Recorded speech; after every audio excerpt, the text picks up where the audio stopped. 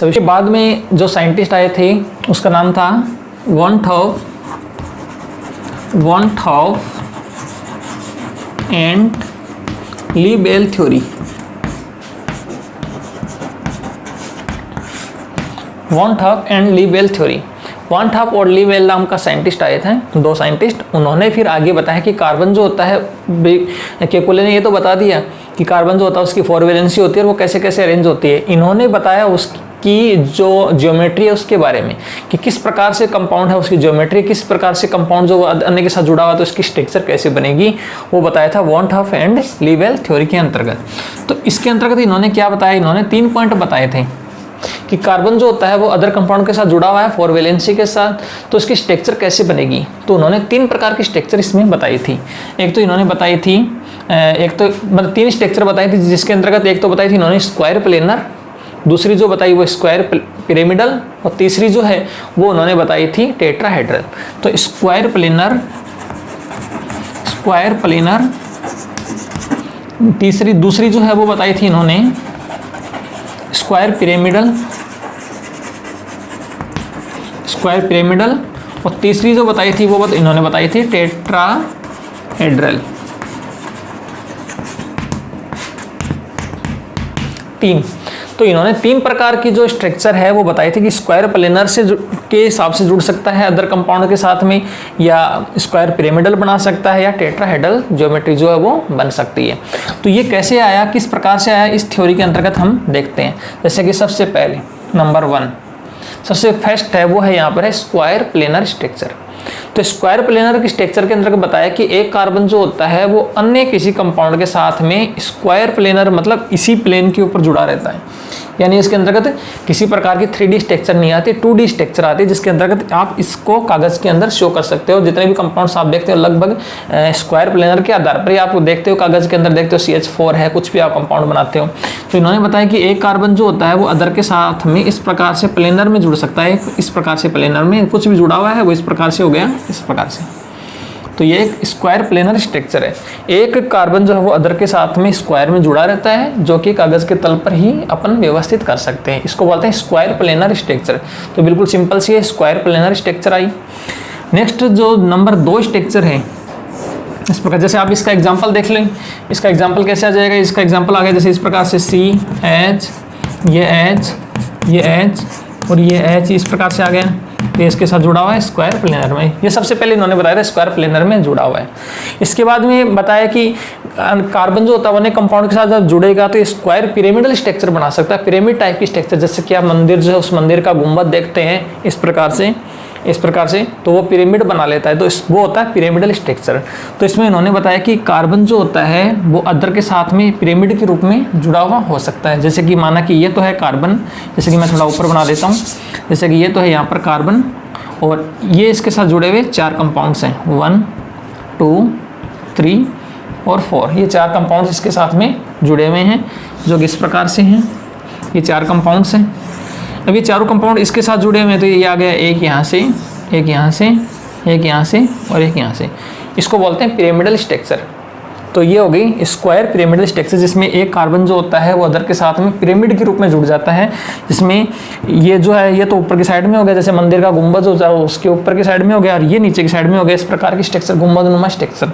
तो ये बन जाती है स्क्वायर पिरामिडल, पिरामिड बन जाता है पूरा का पूरा, जैसे कि आपने मिस्र के पिरामिड्स देखे हैं इसी टाइप की स्ट्रक्चर्स के। एक जो आती है वो आती है यहाँ पर आती है, वो आती है टेट्राहेड्रल स्ट्रक्चर।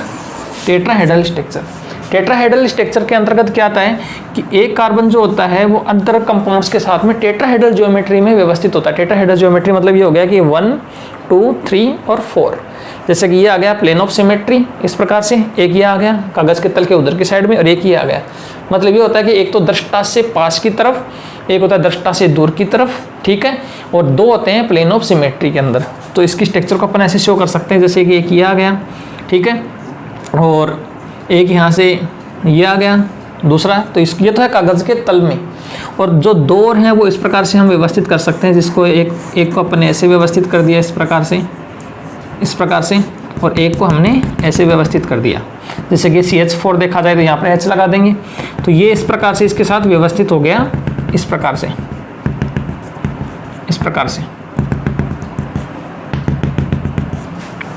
तो इससे आपने क्या सीखा इसके अंदर कि कार्बन जो होता है वो अदर कंपाउंड के साथ में जुड़ा हुआ है 4 से, और वो टेट्राहेड्रल ज्योमेट्री में, टेट्राहेड्रल ज्योमेट्री का हेड्रल का मतलब हो गया फलक, 4 फलक जिसमें हैं। तो आप इसमें देखने की कोशिश कीजिए कि 1 ये तो होता है, जैसे कि मैं यहाँ से आपको पढ़ा रहा हूँ तो आप जो दृष्टा आप देख रहे हो तो वो आपकी तरफ है, तो ये हो गया दृष्टा की तरफ, दृष्टा की तरफ होता है। तो यहाँ पर आ गया ये ठोस बेज, ठीक है, जो हार्ड आपको दिखाई दे रहा है ठोस बेज, ये आपकी तरफ है, तो आप दृष्टा की तरफ हो।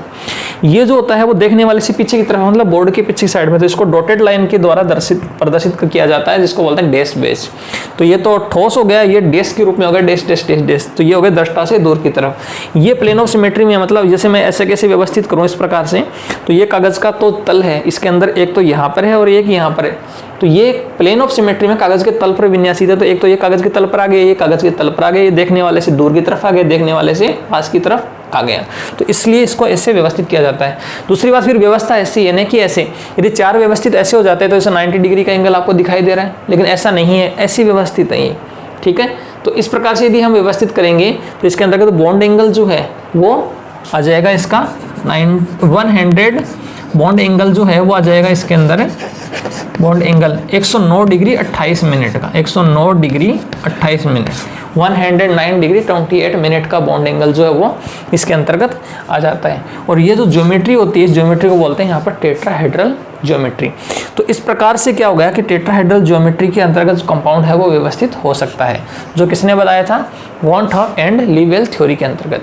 तो मैंने बताया कि वॉन थॉप एंड लीवेल जो थ्योरी है उसके अंतर्गत क्या हो गया कि कोई भी कंपाउंड है वो अदर कंपाउंड के साथ जुड़ा हुआ, तो वो उसकी कोई इनको ज्योमेट्री है। तो वो ज्योमेट्री क्या क्या हो सकती है, उन्होंने 3 ज्योमेट्री बताई थी, स्क्वायर प्लेनर, स्क्वायर पिरामिडल और तीसरी है टेट्राहेड्रल। स्क्वायर प्लेनर में प्लेनर के रूप में जुड़ा हुआ है, स्क्वायर का मतलब 4 हो गया, आपको पता है वर्गाकार, और प्लेनर का हो गया एक ही प्लेन में कागज के तल में, तो स्क्वायर प्लेनर स्ट्रक्चर बन सकती है। स्क्वायर पिरामिडल का मतलब है पिरामिड बन सकता है कि कार्बन ऊपर की तरफ है और इससे जुड़े हुए 4 कंपाउंड है वो नीचे की तरफ है, तो एक पिरामिड बना लेंगे जिसको बोलते हैं स्क्वायर पिरामिडल स्ट्रक्चर। स्क्वायर का मतलब हो गया ये वर्गाकार स्ट्रक्चर हो गया। टेट्राहेड्रल ज्योमेट्री का मतलब हो गया ये वाली है जिसके अंतर्गत एक कार्बन है वो अदर कंपाउंड के साथ टेट्राहेड्रल ज्योमेट्री व्यवस्थित होता है, जिसको मैंने बताया इस प्रकार से कि एक इधर एक इधर एक इधर, ये वाला जो है वो कागज के तल में है और ये वाला कागज के तल में है, प्लेन ऑफ सिमेट्री, जबकि ये वाला जो है वो दृष्टा से दूर की तरफ है, बोर्ड से उधर की तरफ। तो आप जो यदि देख रहे हैं तो आपसे दूर की तरफ है तो इसको तो इस लाइन के द्वारा प्रदर्शित कर दिया, और ये वाला जो है वो आपकी तरफ है, दृष्टा के पास की तरफ, जिसको ठोस के रूप में प्रदर्शित कर दिया। कागज में दिखाने का तरीका होता है, इससे पता चल जाता है कि ये आपकी तरफ है, ये आपके से दूर की तरफ है। तो इसके अंदर जो बॉन्डिंग आया वो 109 डिग्री और 28 मिनट का आ गया, तो इसको बोलते हैं टेट्राहेड्रल ज्योमेट्री। तो इस प्रकार से क्या होता है कि जो कार्बन है उस कार्बन के बारे में हम अभी देख रहे थे कि कार्बन जो है सबसे पहले ऑर्गेनिक केमिस्ट्री की खोज कैसे हुई, ऑर्गेनिक केमिस्ट्री जो है वो क्या है, ऑर्गेनिक केमिस्ट्री के अंतर्गत लिविंग नॉन लिविंग जो कंपाउंड्स है उसका क्या योगदान है, कि कार्बन ऑर्गेनिक जो कंपाउंड्स है वो सबसे पहले बताया गया था कि लिविंग जो ऑर्गेनिज्म उसमें पाए जाते हैं ने कि कृत्रिम माध्यम में बनाए जा सकते हैं, जबकि उसके बाद में ब्रिजलियस आए थे 1815 में, उन्होंने इसको फेल कर दिया और उन्होंने आपको बताया, मैंने आपको बताया था कि उन्होंने बताया कि जो कंपाउंड्स होते हैं वो नॉन लिविंग जो है उनमें नहीं पाए जाते, लिविंग ऑर्गेनिज्म में पाए जाते हैं, और हम इसको नॉन लिविंग जो कंपाउंड्स है या कृत्रिम माध्यम है उसमें इसको नहीं बना सकते हैं, जिसको बोलते हैं वाइटल फोर्स थ्योरी। ठीक है, इसके बाद में उस थ्योरी को फेल कर दिया गया, और उसके बाद में कौन आए थे, साइंटिस्ट आए थे वोलर जो है वो 1828 में आए थे। 1828 में आने के बाद उन्होंने बताया था कि जो भी कोई कंपाउंड है, ऑर्गेनिक कंपाउंड है, उसको हम इनऑर्गेनिक कंपाउंड से प्राप्त कर सकते हैं। तो उन्होंने सबसे पहला ऑर्गेनिक कंपाउंड है वो इनऑर्गेनिक से प्राप्त किया था, जिसको मैंने बताया था आपको कि एक पोटेशियम जो साइनेट है, पोटेशियम साइनेट, ठीक है, उसकी रिएक्शन अमोनियम सल्फेट के साथ करवाई, तो सबसे पहले बना था अमोनियम साइनेट। अमोनियम साइनेट जो है उसको हमने गर्म किया तो सबसे पहला जो ऑर्गेनिक कंपाउंड प्राप्त हुआ था जिसका नाम है यूरिया। तो इनऑर्गेनिक से ऑर्गेनिक कंपाउंड्स का जो निर्माण है उसकी देन है वोलर को। तो वोलर ने सबसे पहले ऑर्गेनिक कंपाउंड्स की खोज जो है वो लेबोरेटरी में बैठकर करी थी, इनऑर्गेनिक से ऑर्गेनिक की तरफ। उसके बाद में कार्बन जो है उसके बारे में और विस्तार से बताया गया कि कार्बन जो है वो क्या है, कार्बन जो है उसके बारे में और चर्चा की गई, उसके बॉन्डिंग के बारे में चर्चा की गई थी। 2 साइंटिस्ट आए थे जिसका मैंने आपको सबसे पहले बताया था, एक तो केकुले ने बताया था 1858 के अंतर्गत, और 1858 जो है उसके अंतर्गत केकुले ने बताया कि कंपाउंड जो होते हैं उसके अंतर्गत एक कार्बन है वो अदर कंपाउंड के साथ में कितने बॉन्डिंग के साथ में जुड़ा हो सकता है। अर्थात एक कार्बन जो होता है वो अदर कार्बन के साथ में चार तरफ सिंगल बॉन्ड से जुड़ सकता है, ठीक है। और एक कार्बन होता है वो अदर कंपाउंड के साथ में दो तरफ, एक तरफ डबल बॉन्ड के साथ में और दो तरफ सिंगल बॉन्ड के साथ जुड़ सकता है।